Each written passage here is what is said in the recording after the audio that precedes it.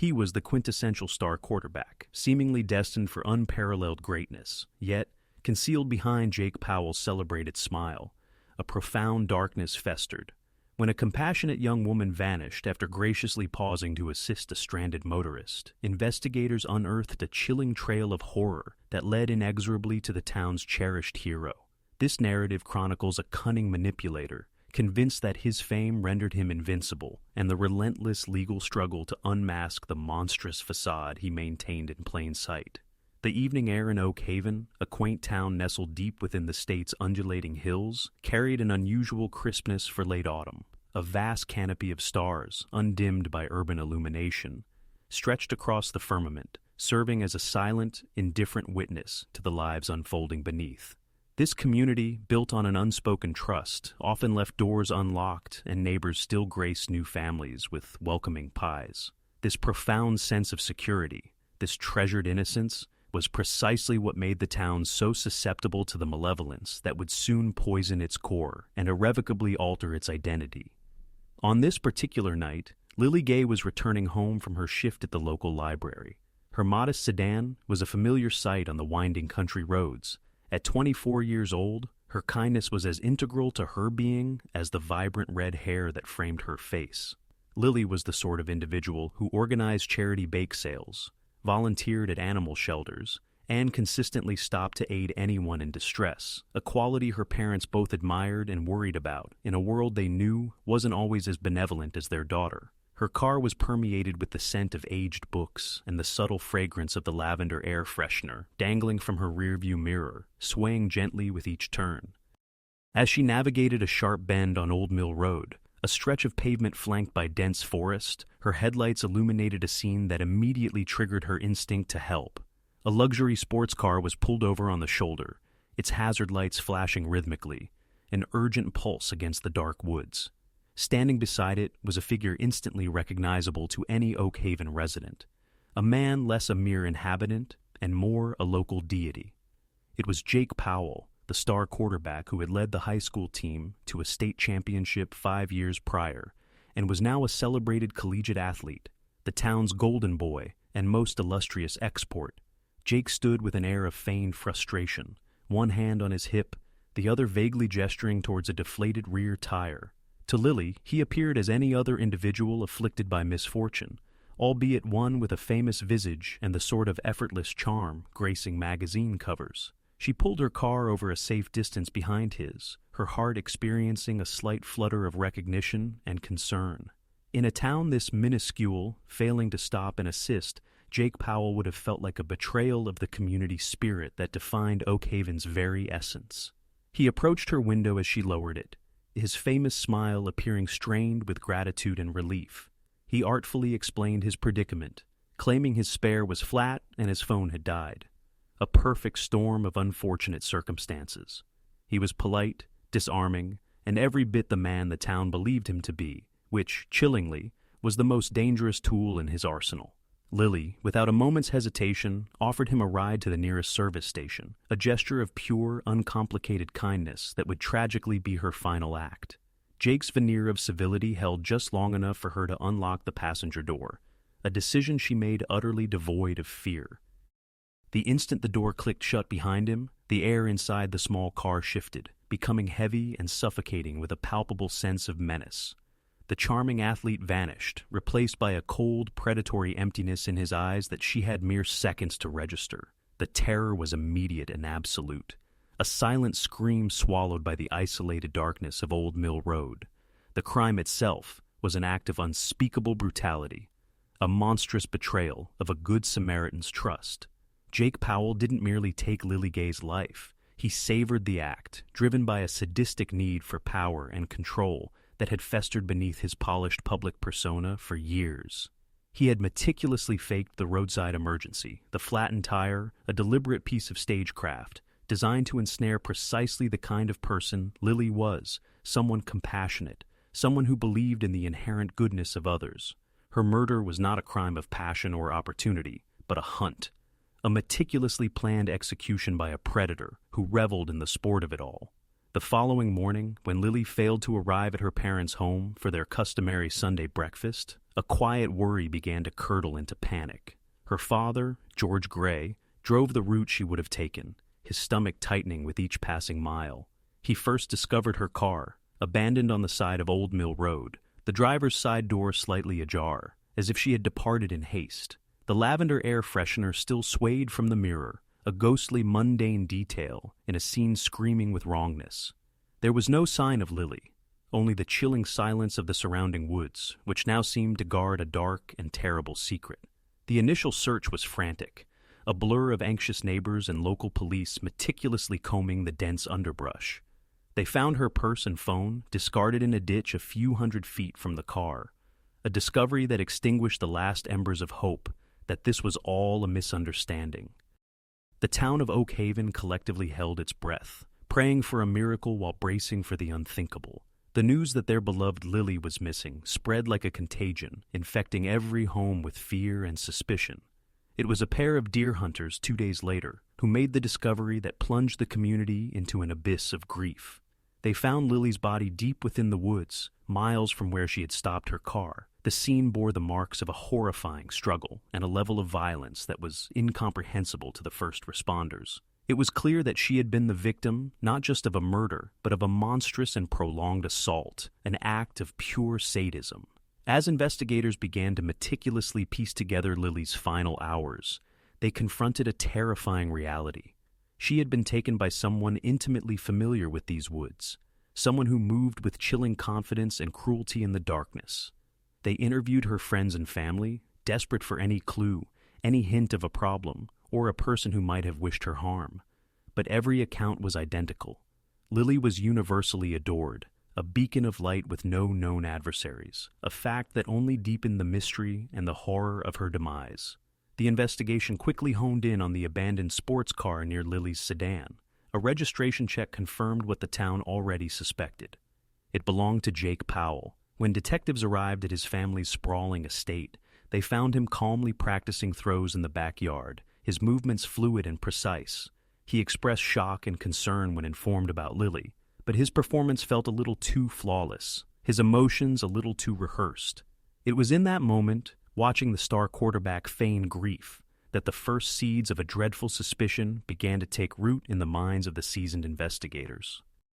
They inquired about the flat tire, and he spun a tale of getting it fixed and being picked up by a friend, a story that was flimsy and full of inconsistencies. There was no record of a call to any service station, and the friend he named was out of state.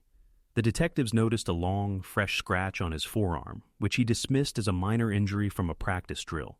But it was the look in his eyes, a flicker of arrogance, a hint of amusement that told them they were not speaking to a grieving community member, but to a wolf who had mastered the art of wearing sheep's clothing. This was not merely a person of interest. This was their monster. The evidence began to accumulate with damning rapidity. Soil samples from the floor mats of Jake's car matched the unique composition of the earth where Lily's body was found. A single strand of her vibrant red hair was discovered caught in the seal of his passenger side door. The scratch on his arm was consistent with a defensive wound, the kind a person would inflict while fighting for their very life. Oak Haven's golden boy, the celebrated hero, was rapidly being recast as the villain in a story more horrifying than any fiction. His carefully constructed world was beginning to fracture, revealing the depraved reality that lay beneath. The arrest of Jake Powell was a spectacle Oak Haven would never forget, a moment that shattered the town's collective denial. Detectives arrived at his home with a warrant, the flashing blue and red lights of their cruisers painting streaks across the perfectly manicured lawns of the wealthy neighborhood. They found him not in a state of panic or despair, but sitting in the living room with his parents, calmly sipping a glass of iced tea as if he were expecting them. His father, a powerful attorney, immediately began making calls, his voice a low growl of threats and indignation, while his mother looked on with a face of steely, unwavering support for her son. Jake himself displayed no emotion as the handcuffs were clicked onto his wrists. He rose from his chair with the unhurried grace of an athlete, a faint, almost imperceptible smirk playing on his lips. As he was led from the house, past a gaggle of stunned neighbors and the first news crews arriving on the scene, he looked directly into a camera, his expression one of bored superiority. There was no fear, no shame, only the chilling confidence of a man who believed he was above the mundane laws that govern lesser mortals, a belief that had been nurtured and reinforced his entire life. In a small, sterile room within the county sheriff's department, an interrogation commenced, the atmosphere thick with palpable tension. Detective Stephen Holmes, a seasoned veteran boasting 2 decades of experience, spearheaded the questioning, maintaining a calm and methodical demeanor. Having confronted countless criminals within these very walls, Holmes found Jake Powell uniquely perplexing. It wasn't merely Jake's celebrity or his family's considerable influence. It was the unsettling intellectual prowess reflected in his gaze, a sharp, analytical gleam that seemed to dissect every utterance, every gesture, every subtle nuance of the procedure with an almost academic detachment. For the initial 60 minutes, Jake toyed with his interrogators, delivering condescending corrections and exhibiting theatrical size. He meticulously critiqued their grammar, even identifying a split infinitive in one of Detective Holmes's inquiries, all while adopting the weary air of a professor correcting a particularly dull student. He would recline in his chair, interlace his fingers, and dissect their investigation as if it were a poorly executed play in a football game. This wasn't the conduct of an innocent man wrongly accused. It was the performance of a narcissist who genuinely reveled in the intellectual challenge and the undivided attention. Patient yet resolute, Detective Holmes methodically presented the evidence, piece by painstaking piece. He showcased the soil analysis, a hair fiber, and a witness statement from a neighbor who reported hearing a scream near Old Mill Road. With each new revelation, Jake's smirk might flicker, but it never fully vanished. He treated their meticulously assembled case as a collection of fanciful theories and unfortunate coincidences, his tone dripping with a sarcasm so thick it was almost tangible. He appeared to savor the opportunity to match wits with the detectives, perceiving the interrogation not as a reckoning, but as a strategic game. A pivotal shift occurred when Detective Holmes altered his approach, moving from physical evidence to the victim herself. He placed a recent smiling photograph of Lily Gray on the table between them, a picture capturing her radiant with life and happiness at a charity event. For the first time, a genuine emotion flickered across Jake's face, though it was neither remorse nor sadness. Instead, it was a flash of possessive pride, the look of a collector admiring his most cherished acquisition. "She was a beautiful girl," Detective Holmes stated, his voice quiet yet firm. "She stopped to help you, Jake. She trusted you." Jake picked up the photograph, his thumb tracing Lily's smiling face in a gesture that was simultaneously proprietary and profoundly disturbing. "She was naive," he replied, his voice a low, clinical monotone. "The world is full of predators. It is not the predator's fault if the prey is stupid enough to walk into the trap." This was the long-awaited crack in his facade, the initial glimpse of the monster lurking beneath. He then began to speak, not in a torrent of guilt, but in a calm, detached narrative, as if providing commentary on a film. He meticulously corrected their timeline of events, pointing out that their estimate regarding the abduction time was off by nearly 15 minutes. He described the mechanics of the crime with a chilling lack of emotion, focusing solely on the logistical challenges and how he had expertly overcome them. It was the confession of an intellectual snob, a man so convinced of his own brilliance that he simply couldn't resist the urge to display it, even if it meant incriminating himself. He never uttered the words, "I killed her." Instead, he employed depersonalized academic language. He referred to the act as the conclusion of the event, and to Lily as the subject. He recounted her final moments with the same dispassionate detail a biologist might use to describe a dissection, his focus entirely on his own actions and thoughts. He expressed a sort of professional disappointment that her struggle had resulted in a scratch on his arm, viewing it as an unforeseen complication in an otherwise perfectly executed plan. Throughout this horrifying monologue, his demeanor remained one of utter condescension. He would pause to inquire if the detectives were comprehending, or if he needed to simplify the concepts for them. He seemed to perceive his confession as a lecture, a generous bestowal of his superior insight upon these plodding, simple-minded public servants. There was not a shred of remorse, not a flicker of empathy. There was only the staggering, bottomless arrogance of a sociopath who genuinely believed his intelligence and status positioned him in a distinct category of being, one to whom the rules of human decency did not apply. The detectives listened in stunned silence, the horror of his words amplified by the casual, almost bored tone of his delivery. They weren't merely listening to a confession, they were receiving a guided tour of a deeply depraved mind. Jake Powell wasn't just admitting to a murder, he was reveling in it, using the telling of the tale as another means to exert power and control. By the time he concluded, the small interrogation room felt like a tomb, heavy with the weight of his evil and the ghost of the vibrant young woman he had extinguished for his own amusement. As he was escorted from the interrogation room to a holding cell, Jake turned back to Detective Holmes. "For your report," he said, a small, cruel smile gracing his face. "You might want to note that the correct term for the ligature I used is a Spanish windlass. It's a common torture device from the Inquisition. You should look it up." It was a final parting shot of intellectual superiority, a last twist of the knife from a man who found entertainment in the suffering of others. The doors of the justice system were closing around him, but in his mind, he remained the one in control, the smartest man in any room he occupied. The news of the confession sent a shockwave through Oak Haven, a jolt of horrifying validation that their worst fears were indeed true.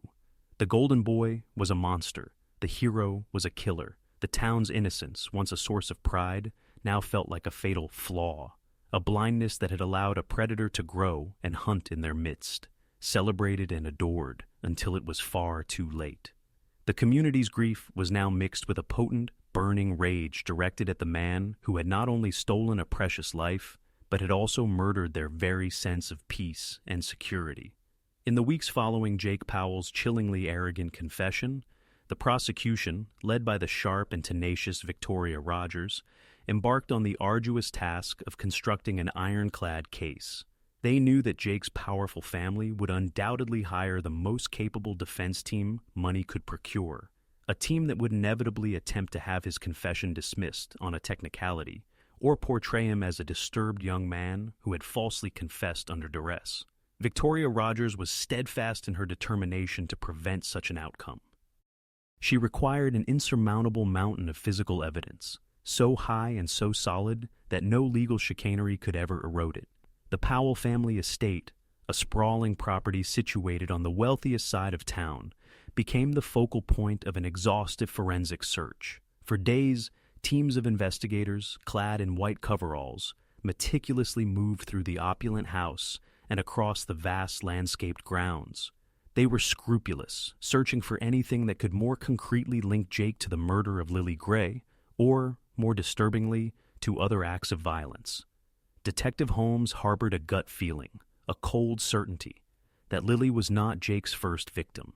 The killer's confidence and methodical cruelty spoke volumes about prior experience.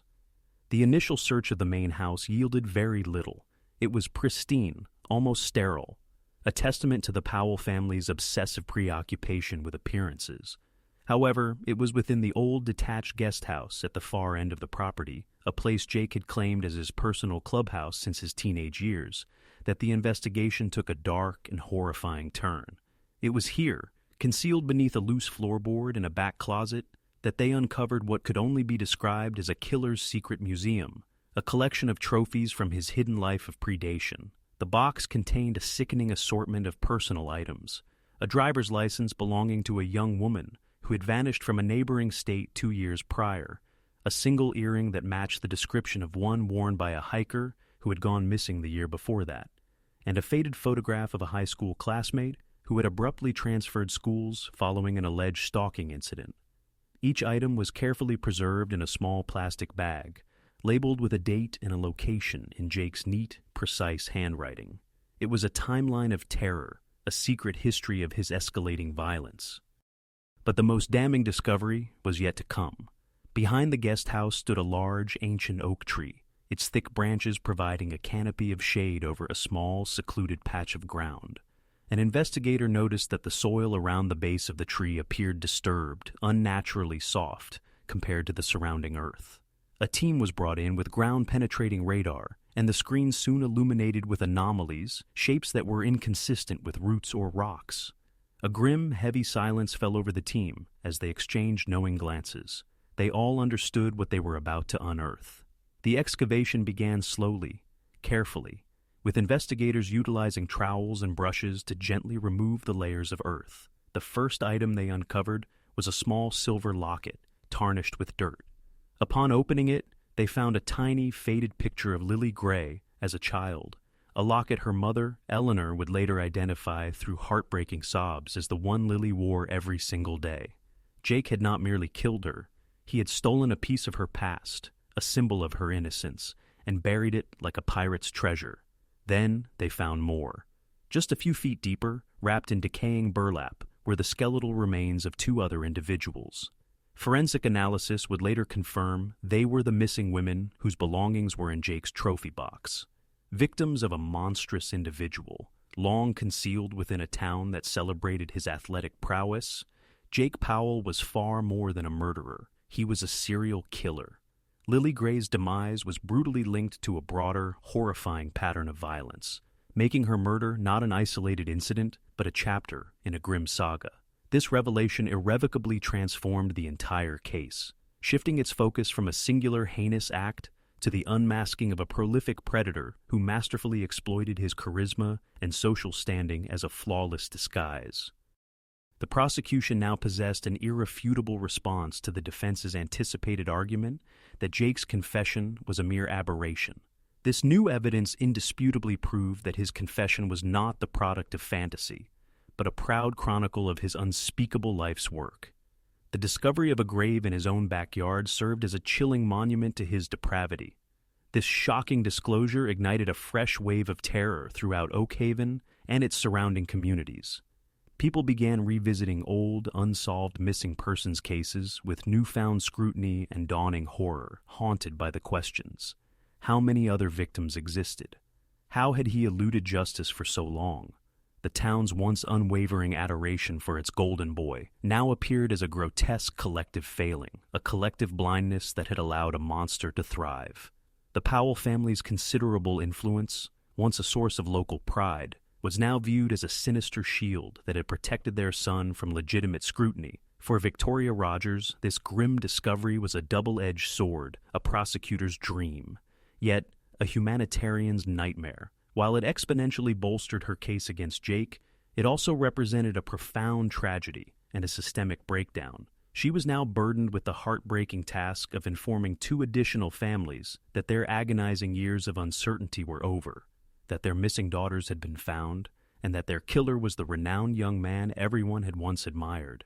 The immense weight of this responsibility only fortified her resolve to secure justice, not just for Lily, but for every life Jake Powell had stolen. The defense, spearheaded by the exorbitantly paid and notoriously aggressive attorney Charles Bennett, was plunged into disarray. Their fundamental strategy of portraying Jake as a troubled but ultimately harmless young man, a victim of police coercion, had been utterly demolished. They were no longer defending a first-time offender. They were representing a serial killer whose hunting ground extended into his own backyard. Immediately, Bennett and his team filed motions to suppress the new evidence, arguing that the search warrant was excessively broad, and the discovery of the additional remains would prejudice the case concerning Lily Gray. It was a desperate, transparent legal maneuver, the first of many attempts to obscure the truth with procedural obfuscation. Yet, the truth was now undeniable, exhumed from the cold, dark earth behind the guest house. Jake Powell's secret was exposed. The grave surpassed mere evidence. It was a testament to his true nature, a cold, hard, and irrefutable fact, proving his confession was not the ramblings of a coerced suspect, but the proud admission of a predator finally apprehended. The stage was now set for a trial that would not only determine the fate of one man, but also compel an entire community to confront the horrifying reality that a monster had been living among them, hidden in plain sight. As the wheels of justice slowly turned towards trial, Jake Powell was held in the county jail, a stark contrast to the luxury and adulation that had defined his life. Yet, even within the drab concrete confines of his cell, he continued to project an aura of untouchable superiority. He regarded the legal proceedings not with fear or remorse, but with the detached interest of a grandmaster engrossed in a complex game of chess. Every action, every utterance, seemed meticulously calculated to project an image of control and intellectual dominance over the very system holding him captive. The pre-trial hearings became his personal stage, a forum to display his contempt for the process and everyone involved. He would arrive in the courtroom, impeccably dressed in a perfectly tailored suit, provided by his family, a sharp contrast to the standard orange jumpsuit of other inmates. He would sit at the defense table, not with the worried posture of a man facing a life sentence, but with the relaxed confidence of a spectator, occasionally whispering a condescending remark to his exasperated lawyer, Charles Bennett. His most shocking and consistent behavior during these hearings was directed at the jury pool and, subsequently, the selected jurors themselves. He embarked on a disgusting and transparent campaign of manipulation, attempting to leverage the same charm that had once captivated a town to now seduce the very individuals who held his fate in their hands. He would make deliberate, prolonged eye contact with female jurors, offering a subtle conspiratorial smile or a lingering gaze.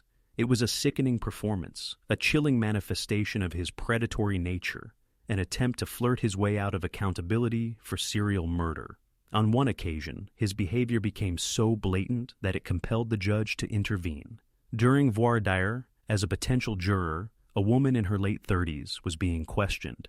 Jake leaned forward, chin resting on his hand, and stared at her with an intensity that was profoundly inappropriate. He then winked a small, almost imperceptible gesture, yet seen by the prosecutor, the bailiffs, and the judge.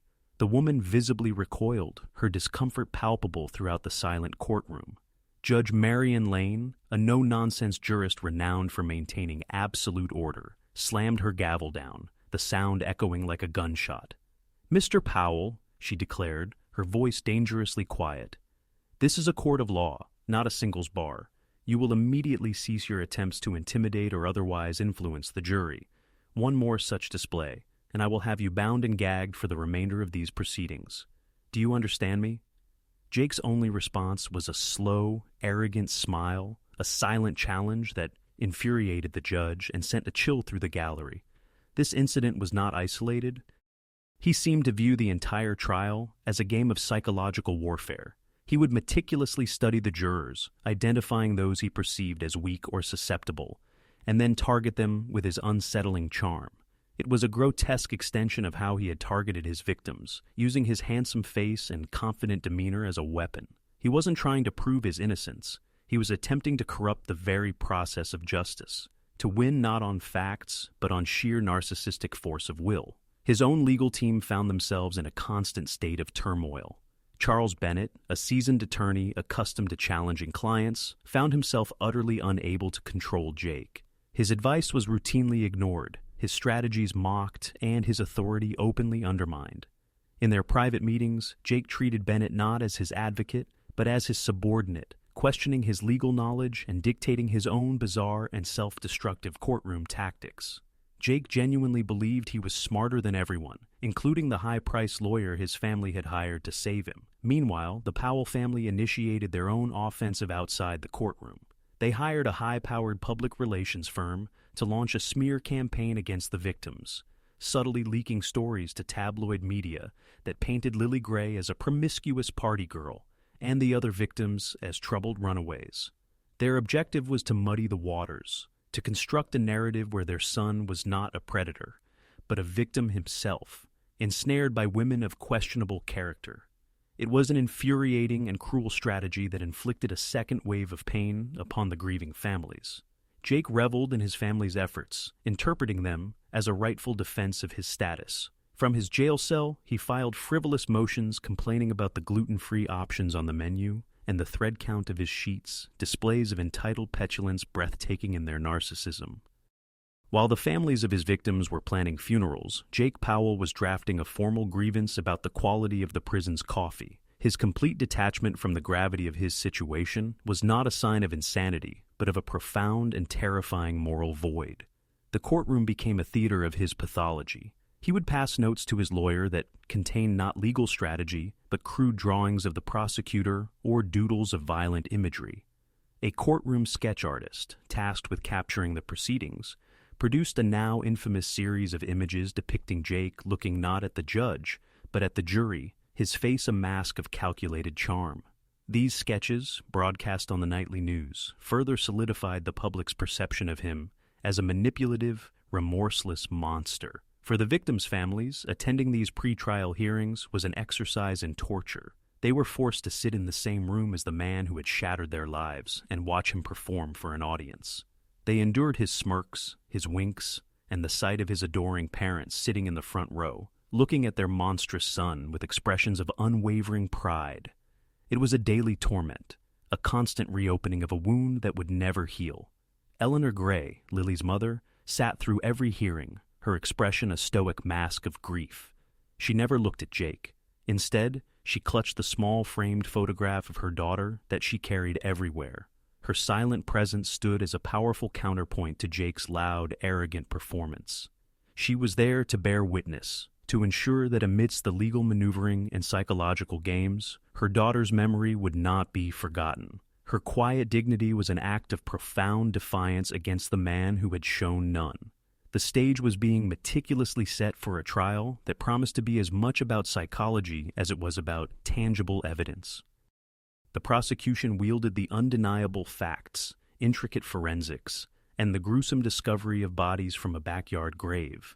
Yet Jake Powell countered with his inherent charisma, unyielding arrogance, and a self-assured belief in his own superiority. He aimed to transform the trial into a test of wills, a battle for the jury's conviction. His persistent flirting and attempts at manipulation unmistakably signaled his defense strategy, to overshadow the chilling truth with a captivating yet fundamentally dishonest display.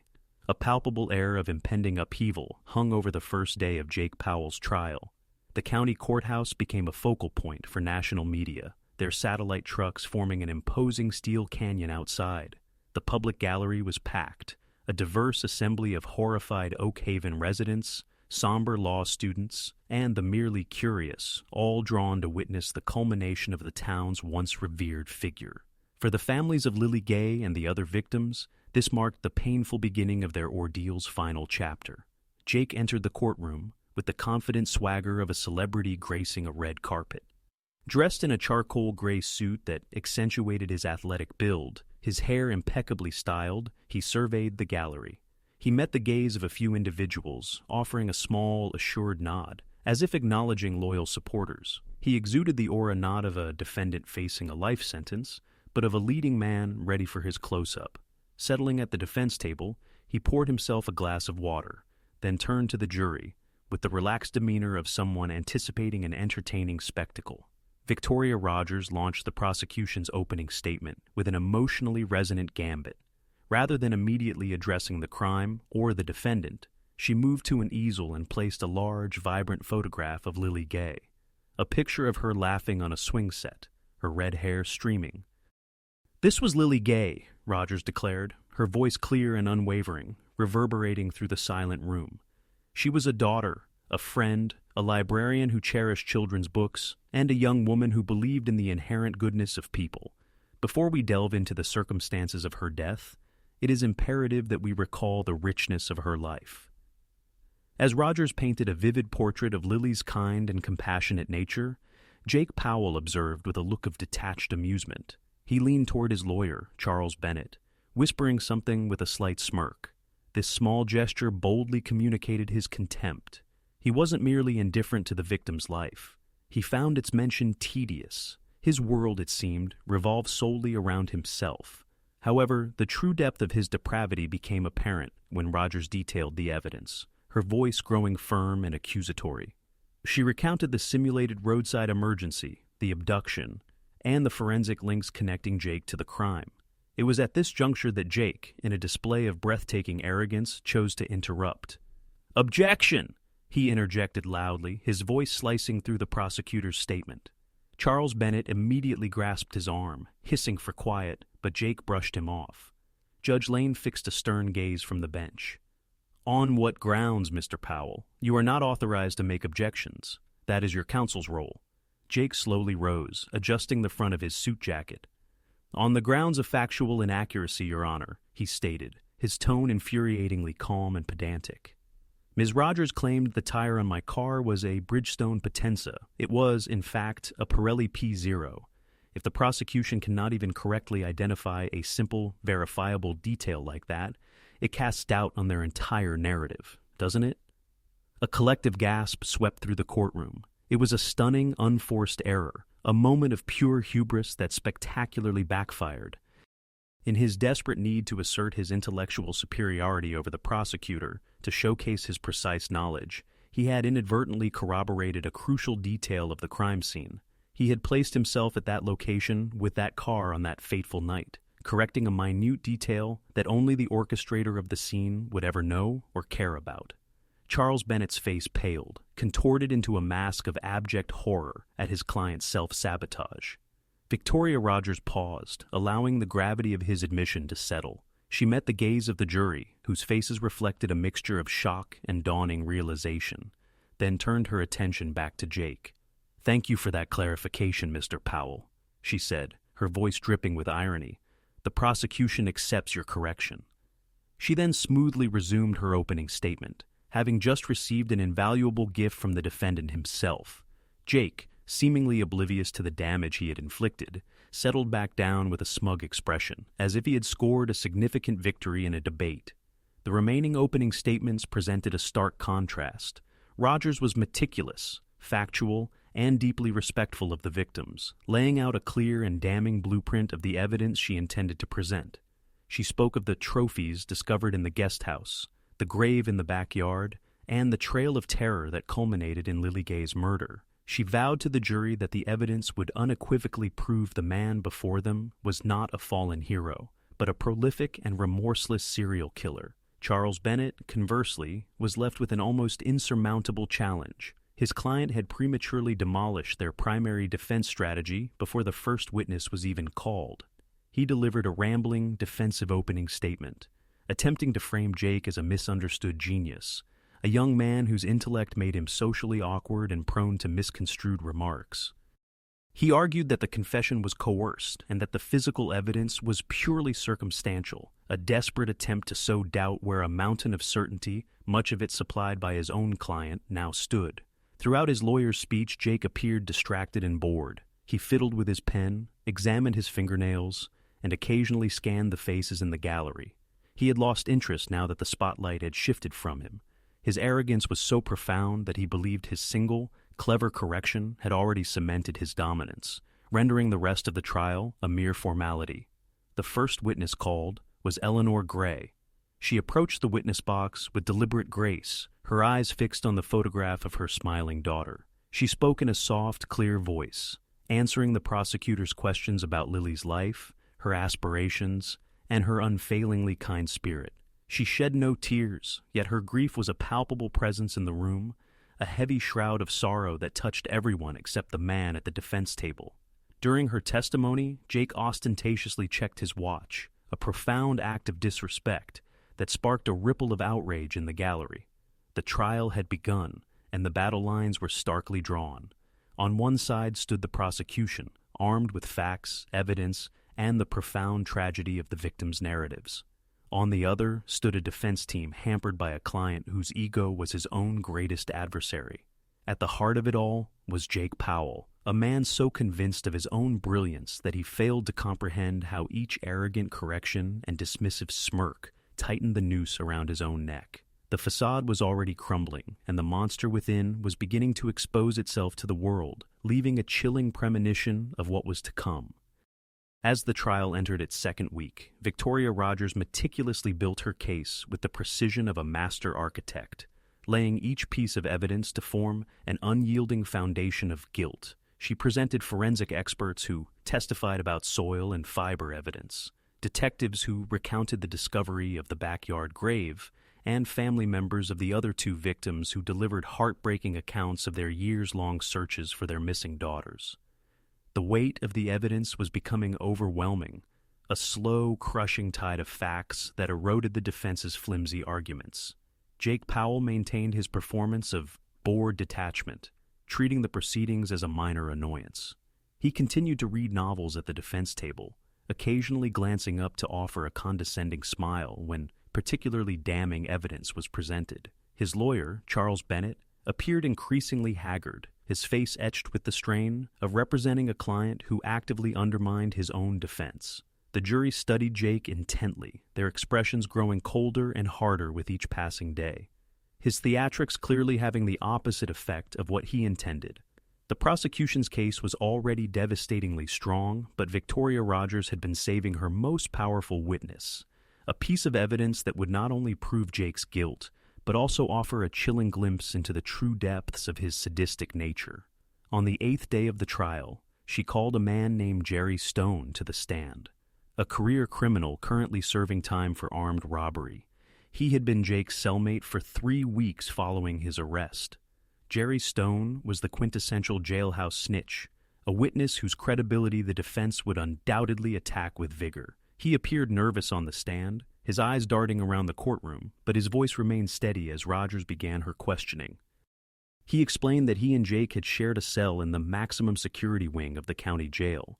Initially, Jake had been arrogant and aloof, refusing to engage with him, viewing him as an intellectual inferior. Yet, as the weeks progressed, Jake's immense ego and desperate need for an audience overcame him. He needed to brag, Jerry Stone stated, his voice low but clear. He couldn't help himself. He felt an insatiable need to broadcast his intellectual prowess, to reveal the meticulous craft behind his actions. Convinced of my simplistic nature as a mere dumb con, he divulged every intricate detail. A collective gasp rippled through the courtroom, and for the first time, Jake tore his gaze from his book, a flash of raw fury igniting his eyes. The ignominy of being outmaneuvered by a dumb con clearly stung his pride. Rogers prompted Jerry Stone to recount Jake's admissions to the jury. Taking a deep breath, Stone commenced a chilling narration of his nightly discussions with the charismatic quarterback. He painted a gruesome picture of Jake's boasts, describing victims as his collection and narrating the thrill of the hunt with disturbing nonchalance. He meticulously outlined Jake's planning, weeks spent scrutinizing routines, savoring the intoxicating power derived from knowing their every move. The most visceral moment of the testimony arrived when Jerry Stone recounted Jake's description of Lily Gay's murder. He laughed about it, Stone choked out, his voice cracking with emotion for the first time. He told me she had pleaded for her life, saying her family, her mom, and dad were waiting for her. Stone paused, swallowing hard, as Eleanor Gray in the gallery closed her eyes, her body trembling uncontrollably. He said he told her that's precisely why he chose her, because she had so much to lose. He said it made the power all the more intoxicating. A profound silence descended upon the courtroom, heavy with collective horror. The jury sat transfixed, eyes locked on Jerry Stone, their faces ashen. This wasn't merely evidence of a crime, it was a chilling expose of unadulterated evil. It cemented the truth. This wasn't a tragic misunderstanding or a moment of fleeting madness, but the calculated actions of a man who reveled in the absolute terror and suffering of others. Jake's crime transcended mere murder. It was an act of sadistic artistry, and he wore his pride like a badge of honor. Jerry Stone continued, revealing Jake's boasts about other murders, including details never released to the public, information only the killer himself could possess. He pinpointed locations where personal effects of other victims had been discarded, intelligence he had relayed to detectives, leading to the recovery of crucial corroborating evidence. He even recounted Jake sketching a map on a small piece of toilet paper, indicating the site of a 4th victim, a case that remained unsolved. During cross-examination, Charles Bennett rigorously attempted to dismantle the witness's credibility. He relentlessly scrutinized Jerry Stone's extensive criminal record, his history of deceit toward authorities, and the undeniable fact that his testimony could lead to a reduced sentence. "You'd say anything to get out of jail, wouldn't you, Mr. Stone?" Bennett's voice dripped with contempt. Jerry Stone, however, gazed not at the attorney, but directly at the jury. "I've done a lot of bad things in my life," he confessed quietly, "but I have never seen anything like him. I ain't looking for a deal. I'm just telling you what the monster told me." His words resonated with a powerful, undeniable sincerity. The jury, having witnessed Jake's arrogance and disdain for the past week, found Jerry Stone's testimony not just a story, but a perfect explanation for the man they had been observing daily. It seamlessly connected the cold, hard evidence to the equally cold, hard heart of the defendant, providing a motive far more terrifying than mere greed or jealousy, the motive of pure sadistic pleasure. Perhaps the most damning aspect was Jake Powell's reaction to the testimony. As Jerry Stone chillingly detailed his most private, monstrous admissions, Jake displayed no shame or fear. Instead, pure fury contorted his features. He glared at Stone with undisguised hatred, his knuckles white as he clenched his pen. His anger wasn't born of false accusation, but from the challenge to his perceived intellectual superiority, his confidence shattered by someone he considered beneath him. His pride, the very wellspring of his pathology, had been deeply wounded, and his silent rage served as a more potent confession than any spoken words. The jailhouse informant's testimony proved the devastating mid-trial twist Victoria Rogers had meticulously planned. It had effectively stripped away the last vestiges of Jake's charming facade, revealing the bragging, sadistic monster lurking beneath. It had given a voice to his silent depravity, allowing the jury to hear, in his own reported words, the true nature of his soul. The towering mountain of evidence was now complete, its peak a chilling testament to the fact that for Jake Powell, murder was not merely a crime, but a grotesque hobby. Following Jerry Stone's catastrophic testimony, the defense found itself in a state of freefall. Their already fragile case had been utterly shattered. Charles Bennett, witnessing the grim, convinced expressions of the jury, understood that his only remaining chance, however remote, was to somehow rehumanize his client. Against his better judgment, and after weeks of being overruled by Jake himself, he announced that the defense would be calling Jake Powell to the stand. It was an act of pure desperation, a high-stakes gamble in the final seconds of a lost game. The decision ignited a palpable buzz of anticipation throughout the courtroom. Everyone present recognized the monumental risk involved. A defendant testifying is always a gamble, but with a client as arrogant and unpredictable as Jake, it teetered on the edge of professional suicide. Yet Jake himself was ecstatic. This was the moment he had craved, his chance to seize the spotlight, to engage in a battle of wits with Victoria Rogers, and to charm the jury into submission with the sheer force of his personality and intellect. He genuinely believed he could outsmart everyone and talk his way to freedom. He approached the stand with the regal confidence of a king ascending his throne. He adjusted the microphone, offered a warm smile to the jury, and smoothly straightened the lapels of his expensive suit. Under Charles Bennett's gentle questioning, he began to meticulously weave his narrative. He fashioned himself as the victim of a vast conspiracy, a golden boy targeted by a jealous town and incompetent police due to his fame. He alleged that his confession was the product of psychological torture, claiming detectives had fed him crime details during a grueling 36-hour interrogation that, in reality, never occurred. His initial performance was remarkably convincing. He was articulate, charismatic, and emotive, his voice cracking at precisely the right moments as he recounted his alleged ordeal. He painted Jerry Stone as a manipulative liar who had fabricated the entire story of his jailhouse boasts in exchange for a lighter sentence. For a fleeting moment, a sliver of doubt might have entered the minds of some jurors. He was so polished, so self-assured, that his lies took on the veneer of truth.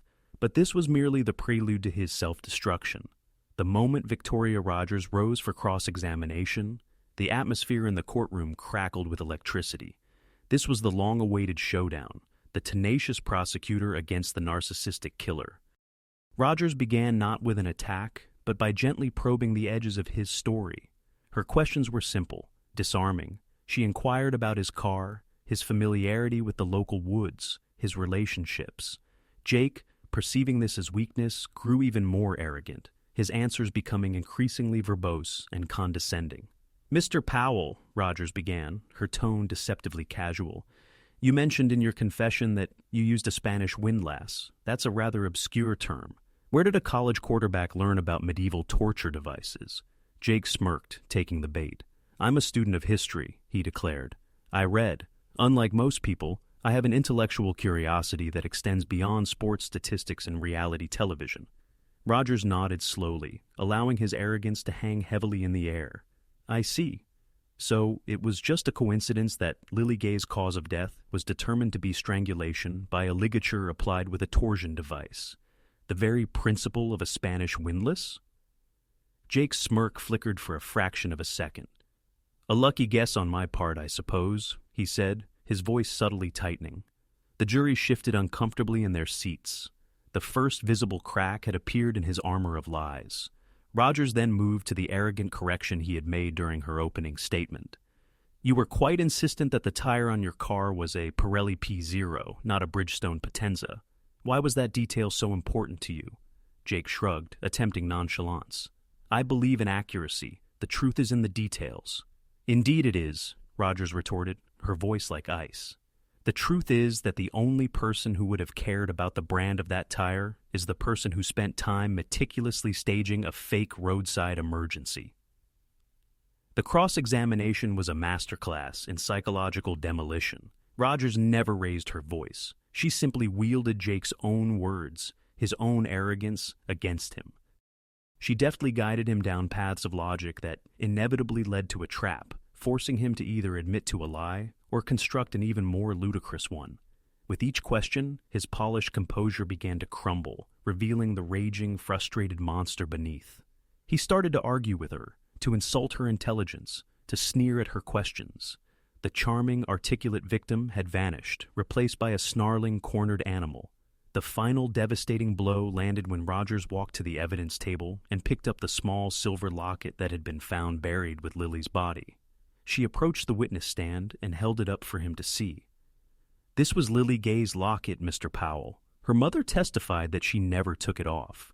It was found buried on your property. Can you explain to the jury how it got there?" Jake stared at the locket, and for a fleeting moment, he seemed to lose control. A flicker of something dark and possessive crossed his face. He reached out as if to touch it. An instinctive reaction almost surfaced before he regained control, defaulting to his familiar defense: denial. "I've never seen that before in my life," he asserted, his voice devoid of emotion. "The police obviously planted it there to frame me." Rogers met his gaze, challenging him. "They planted it? So, your testimony is that detectives somehow located Lily Gay's most treasured possession and buried it in your backyard alongside 3 bodies, simply to incriminate you?" The preposterousness of the assertion hung heavy in the air, yet it was the subsequent events that utterly sealed his fate. Cornered and pushed to the brink by Rogers' relentless logical assault, Jake Powell made a calamitous verbal misstep. In his escalating fury and frustration, his thoughts became entangled, conflating the falsehoods he was fabricating with the truth he desperately sought to hide. "I don't know how it got there," he blurted, his voice escalating to a shout. "After I took it from her, I threw it away. They must have found it and planted it." A profound silence descended upon the courtroom. Everyone present, the jury, the judge, the spectators, even his own attorney, froze. He had just admitted it. In his indignant outburst, in his desperate attempt to contrive a new deception, he had inadvertently revealed the truth. After I took it from her, he had just placed the locket into his own hand on that fateful night with his victim. The realization dawned on him a fraction of a second too late, his eyes widening in a fleeting, genuine panic. Victoria Rogers remained perfectly still for a prolonged moment, allowing the catastrophic admission to resonate. She then turned her focus to the jury, her expression a mask of grim satisfaction. A glance back at the man disintegrating in the witness box, and she quietly stated, "No further questions, Your Honor." Charles Bennett, at the defense table, buried his face in his hands, his entire legal strategy, his very career, collapsing in the wake of his client's fatal Freudian slip. Jake Powell, the self-proclaimed mastermind and manipulator, had been undone by the one person he could never control, himself. His testimony was not a defense, it was a public confession that had irrevocably sealed his doom. The trial, to all practical extents, was concluded. Jake Powell's disastrous testimony had obliterated any lingering uncertainties, and the proceedings now moved inexorably toward their stark, inevitable conclusion. Before the closing arguments, the trial entered the phase of victim impact statements. This was a moment for the families to directly address the court and the perpetrator, to articulate the profound, irreplaceable loss they had endured. It was a time for sorrow to find its voice, a final, poignant testament to the lives Jake had ruthlessly extinguished. First, the families of the two other victims whose remains were discovered in Jake's backyard took the stand. Through tear-filled eyes, they recounted years of agonizing uncertainty, of birthdays and holidays marked by an empty chair at the table, of the torment of never knowing what had befallen their daughters. They painted vivid pictures of the girls' dreams, their infectious laughter, their promising futures, all abruptly snuffed out by the man who sat at the defense table, appearing utterly and contemptuously bored. Throughout their raw, emotional testimony, Jake made no pretense of remorse, nor did he exhibit even a shred of basic human decency. He doodled on a legal pad, whispered jokes to his lawyer, who would flinch and avert his gaze, and meticulously cleaned his fingernails with a paperclip. His detachment was a profound and shocking act of psychological violence, a clear communication to the grieving families that their pain, their loss, their very existence held no significance for him. He was not merely a killer. He was a man entirely devoid of a soul. The breaking point, the moment that would be indelibly etched into the memory of every witness, arrived when Eleanor Gray slowly approached the podium to deliver her statement. She was no longer the stoic, silent observer. Her face was a canvas of pure, unadulterated grief, yet her voice, when she spoke, resonated with a mother's unyielding strength. She did not direct her gaze toward the judge or the jury. Instead, she looked directly at Jake Powell, her stare so intense it seemed to be the singular force holding the room together. "You took my daughter," she began, her voice quiet but piercing every corner of the silent courtroom. "You took Lily. She was my only child. She was the light of my life, and you extinguished that light for your own amusement." Jake fidgeted in his seat, a flicker of annoyance crossing his face. He was being forced to listen to the repercussions of his actions, and he clearly found it tedious. Eleanor recounted the intimate, cherished details of the life that had been cruelly stolen. She spoke of Lily's off-key singing in the shower, her fondness for rainy days and classic films, the way she would laugh until tears streamed down her face at her father's corny jokes. She wasn't just describing a victim, she was breathing life back into a person, making her daughter vibrant and real in a room that had been filled with the cold, sterile facts of her death. Several jurors openly wept, their faces etched with a combination of profound sorrow and burning anger. As Eleanor's voice grew more resolute, imbued with a righteous and heartbreaking fury, Jake's contempt became more pronounced. He was being overshadowed, his central role in the drama usurped by this grieving mother, and his narcissistic rage began to simmer. He craved the spotlight. He needed to reassert his dominance, to show everyone that he was still in command. It happened as Eleanor was detailing the last conversation she ever had with her daughter, a phone call about their plans for Sunday breakfast. She was so happy, Eleanor recounted, her voice catching on a sob. She said, "I love you, Mom. I'll see you in the morning. And then you took her morning. You took all of her mornings." At that precise moment, the emotional climax of the trial's most harrowing statement, Jake Powell let out a loud, theatrical yawn. The sound was obscene in the sacred silence of the courtroom.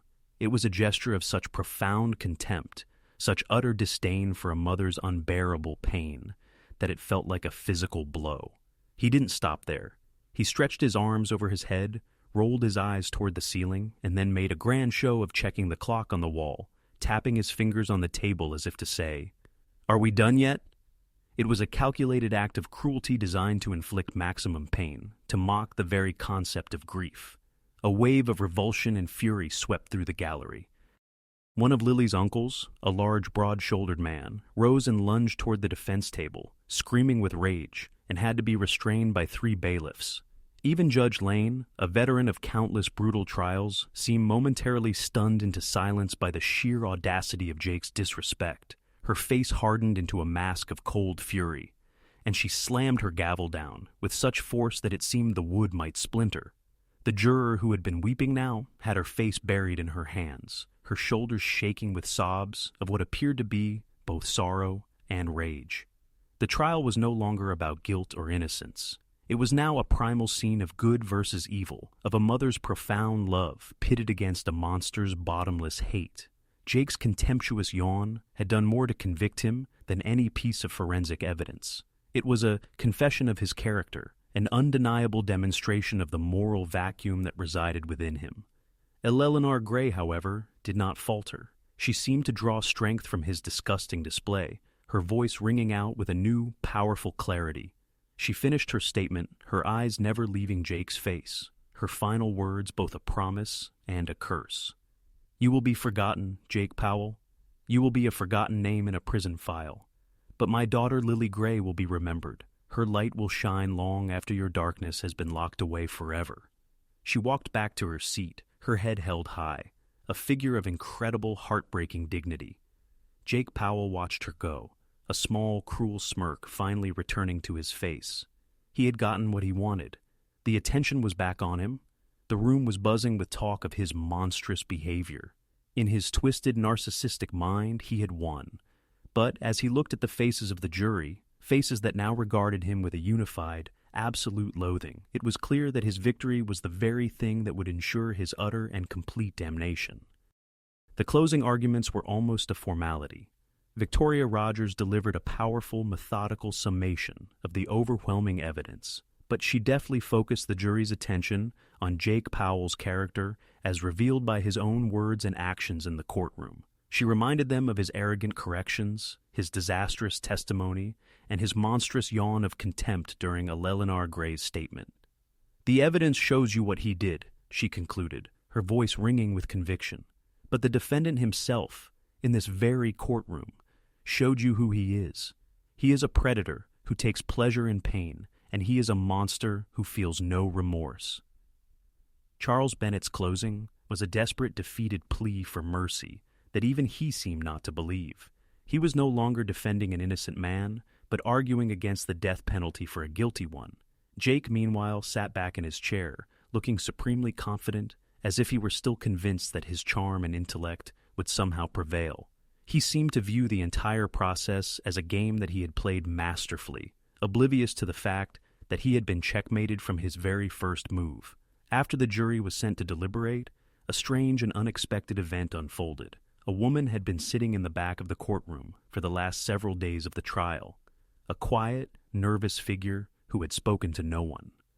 As the courtroom began to clear, she approached the prosecution's table, her hands trembling. "My name is Arya Campbell," she announced to Victoria Rogers, "and I have something vital to disclose." This unexpected witness, unknown to law enforcement, held the harrowing missing piece of the Jake Powell enigma. Arya Campbell, a former classmate of Jake's from 2 years prior to Lily Gray's murder, unveiled a disturbingly familiar narrative. One evening, while returning to her dormitory from the library, a car pulled alongside her. It was Jake Powell, the celebrated campus quarterback. He claimed his vehicle had broken down and requested a ride to a nearby gas station. Flattered by his attention, and like Lily Gray, feeling secure in the presence of the beloved Jake Powell, she agreed. However, the moment she entered his car, his demeanor chillingly transformed. The charming facade crumbled, revealing the cold, vacant gaze of a predator. Instead of a gas station, he drove her to a secluded wooded area, calmly and academically detailing his malicious intentions. Arya tearfully recounted that his voice was the most terrifying aspect devoid of emotion, clinically detached, as if discussing a scientific experiment. What followed was a brutal assault, an act of violence eerily mirroring the forensic evidence from Lily Gray's case. Yet, by some miraculous twist of fate, Arya survived. During the attack, a police car on routine patrol rounded a bend, its headlights sweeping across Jake's vehicle. Startled and enraged by the interruption, Jake shoved her from the car and sped off, threatening to find her and finish what he started if she ever spoke of it. Traumatized and terrified, Arya never reported the incident. Shame consumed her, convinced no one would believe her story against the campus hero. The following day she abandoned college, relocated across the country, and for years struggled to erase the monster's face from her memory. However, upon seeing news of Jake's arrest for Lily Gray's murder and learning the gruesome details, the deceptive plea for help, the remote wooded locale, she realized silence was no longer an option. Her survival, she felt, was a debt owed to his other victims. Her testimony became the final damning revelation, cementing Jake Powell's monstrous legacy. Lily Gray, it turned out, was not his second or even third victim. She was at least his fourth. Arya Campbell was the one who escaped, a living testament to his enduring predatory pattern. Her affidavit, submitted to prosecutors that night, exposed Jake not as a serial killer of strangers, but as a seasoned hunter, honing his craft for years, using his status and charm as irresistible bait. This final disclosure reframed everything. It explained the audacious confidence and meticulous execution of his crime against Lily Gray, a well-rehearsed routine. It illuminated his arrogance and conviction of invincibility. He had escaped justice before. The monster wasn't born the night he killed Lily. He had been cultivated over years of successful, unpunished violence. The system, and the cult of celebrity surrounding him, had failed to halt him, allowing his depravity to escalate into a string of murders. The jury, sequestered and unaware of these new developments, returned their verdict in under an hour, a testament to the overwhelming evidence and Jake's own incriminating behavior. The court reconvened, a heavy, expectant silence filling the room.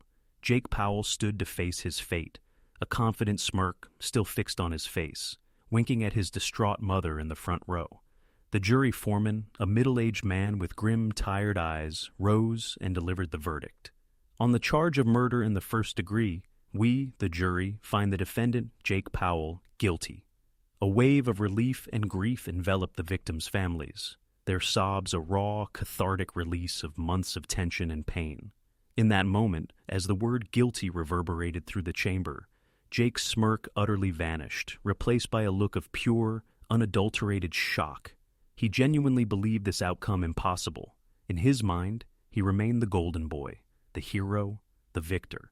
For the first time, the harsh reality of consequence pierced the walls of his narcissistic fantasy. Aria Campbell's testimony, though not presented in this trial, would be crucial in the sentencing phase, ensuring Jake Powell would never again see freedom. It was the ultimate condemnation of his true nature, a trophy hunter who had collected victims for years, a monster hidden not in shadows, but within the deceptive glare of fame. The game was over, and he had lost. The sentencing day marked the grim final act in Jake Powell's downfall. The courtroom, once again packed, held a different atmosphere. The frantic tension of the trial yielded to a somber sense of finality. The victims' families were present, not anticipating a verdict, but seeking a quiet, desperate closure to their nightmare, needing to witness the system deliver ultimate justice to the man who had stolen everything. Jake was led into the courtroom, a transformation evident. His arrogant swagger had vanished, replaced by a sullen, petulant anger. His impeccably tailored suits were gone, substituted by a standard-issue orange jumpsuit. The mask of the charming intellectual had been shattered by the guilty verdict, leaving only the raw, ugly core of a thwarted narcissist. He glared at the jury, the judge, and the families of his victims with an expression of pure, childish rage, the look of an unexpectedly dethroned king. Before pronouncing sentence, Judge Lane offered Jake an opportunity for a final statement. Charles Bennett, his lawyer, informed the court that his client wished to address the families. A hopeful murmur rippled through the room. Perhaps, at this final juncture, facing the utter ruin of his life, he would offer remorse, an apology, a shred of human decency that might provide a sliver of comfort to those he had so grievously harmed. What he delivered instead was an act of pure, unadulterated psychological terrorism. He stood, and for a moment his gaze met Eleanora Gray's. He adopted a somber expression, a mask of contrition chilling in its artificiality. "I know that nothing I can say will ever bring back your daughter," he began, his voice soft, seemingly laden with emotion. Then his expression shifted. The mask of remorse dissolved, replaced by the cruel, sadistic smirk the court had come to know so well. "But you should know," he continued, his voice now a low, menacing taunt, "that she was brave at the end. She said, 'Your name.' She said, 'Mommy.' She said it over and over again." He paused, savoring the horror blooming on Eleonora's face, a fresh, terrible wound inflicted before the entire court. "I can still hear it sometimes. It was the last thing she ever said. I wanted you to have that detail. A final memory." The courtroom erupted. Bailiffs surged forward as family members screamed in rage and grief. Judge Lane hammered her gavel, her face a mask of pure, unadulterated fury, her voice trembling with rage as she ordered deputies to restrain him. It was a final, monstrous act of cruelty from a man who, even in defeat, sought to assert power by inflicting pain. He was not merely a killer of bodies, but a killer of souls, determined to torment his victims' families until the very end. When order was finally restored, Judge Lane looked down at Jake Powell with a look of such profound disgust it seemed to burn. Her voice, when she spoke, was not the measured, impartial tone of a jurist, but the raw, furious voice of a human being pushed to the absolute limit of restraint. "Mr. Powell," she began, her voice quivering with barely controlled rage, "in all my years on this bench, I have never witnessed a display of such calculated, soulless cruelty. You are a cancer on the human race. You are a hollow man, a void of empathy and decency." She then delivered her sentence, her words a hammer of justice. For the murder of Lily Gray, she sentenced him to life in prison without the possibility of parole. For the murders of the other 2 victims found on his property, she handed down 2 more consecutive life sentences, ensuring he would die in prison. She made it clear she wished the law allowed for a harsher penalty, her condemnation a blistering, unforgettable rebuke of his very existence. "May your name be erased, and may you spend every remaining second of your pathetic life in a cage, just like the animals you emulated," she concluded, her voice thick with loathing. As the sentence was read, Jake Powell's composure finally shattered. The finality of the words, "without the possibility of parole," seemed to penetrate his thick armor of narcissism. The smirk vanished, and his face contorted into a mask of pure, pathetic self-pity. He began to sob, not tears of remorse for his victims, but tears of despair for himself. The great, untouchable quarterback, the intellectual giant, was reduced to a weeping, blubbering child, crying because he had finally lost the game. His parents, who had stood by him with unwavering denial throughout the trial, seemed to crumble in the front row. His father slumped in his seat, a broken man, while his mother let out a strangled cry of despair. The once unshakable dominion they had forged, the idealized son they had venerated with cult-like devotion, now lay exposed as a deceitful sham and an abhorrent fiend, their entire existence crumbling into disgrace and desolation. Their unquestioning complicity had inadvertently nurtured this brute, leaving them to grapple with the horrific repercussions of his deeds and their own shortcomings. As court officers moved to escort him away, Jake Powell, through his wrenching sobs, hurled a final, bone-chilling proclamation at the grieving relatives of his victims. "This isn't over!" he shrieked, his voice fracturing with a cocktail of fury and hopelessness. "I'll be free. I'll hunt you down." It was a futile, last-gasp exhibition of the malevolence that characterized his being. He was forcefully removed from the courtroom, his pitiful menaces reverberating in his wake, the concluding sounds of a monstrosity being confined from the society he had tormented. The distraught families clung to one another, their tears a blend of liberation, profound sorrow, and complete emotional depletion. Retribution had been exacted, yet the indelible wounds inflicted by Jake Powell's brutal tyranny would forever persist.